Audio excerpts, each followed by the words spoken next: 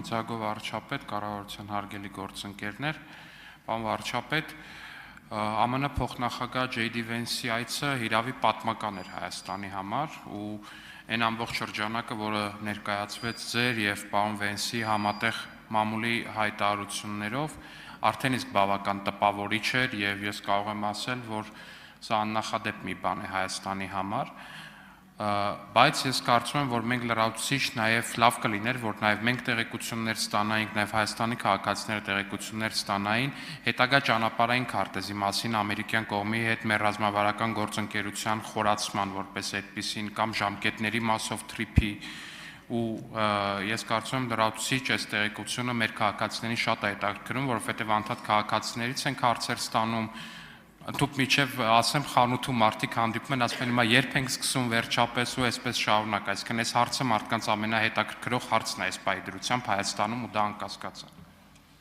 Հարցին կպատասխանի վարչապետ Նիկոլ Փաշինյանը։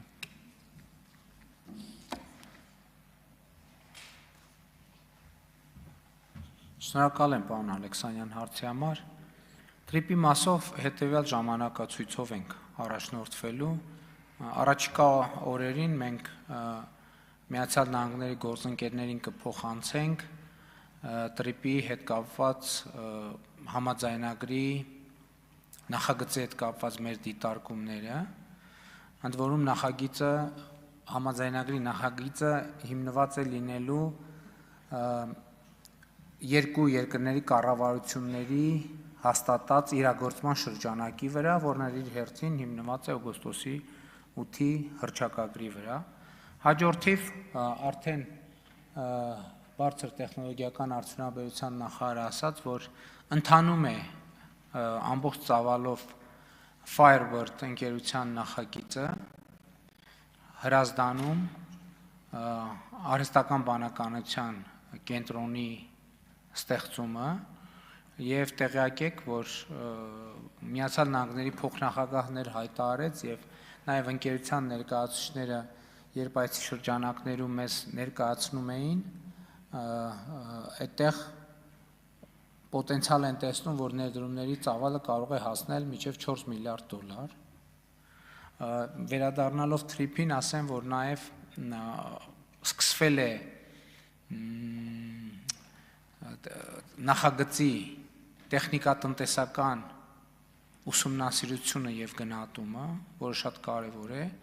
նախագծի իրագործման համար, հաջորդիվ նաեւ էներգետիկայի ոլորտում մենք ինչպես արդեն ասվեց կտեսնենք ինչպես ենք շարունակում մեր համագործակցությունը միջուկային էներգետիկայի ոլորտում դուք գիտեք որ այստեղ մենք մի քանի գործընկերների հետ ունենք երկխոսություն եւ իհարկե մենք որոշում կայացնենք այն նախագծի օգտին, որը առավելագույնս համապատասխանում է Հայաստանի շահերին։ Հաջորդ խնդիրը, որը ելի կարևոր է սահմանների կառավարման հետ կապված, այսօր օրինակ մենք ներքին գործերի նախարարի հետ աշխատանքային քննարկում ունեինք եւ ես նաեւ կառավարությանը խնդիր եմ առաջադրել, որ այն պահից երբ Հայաստանում կսկսեն արդեն գործել բիոմետրիկ անձնագրերը, իսկ դա մենք սպասում ենք 2027 թվականի աշնանը, մեր օդանավակայանում եւ բոլոր կետերում պետքա գործեն անկոնտակտ անցման ուղիները, այսինքն բիոմետրիկ քաղաքացի ունեցող կենսաչափական անձնագիր ունեցող քաղաքացիները պետքա գնան ուղղակի իրենց կենսաչափական տվյալները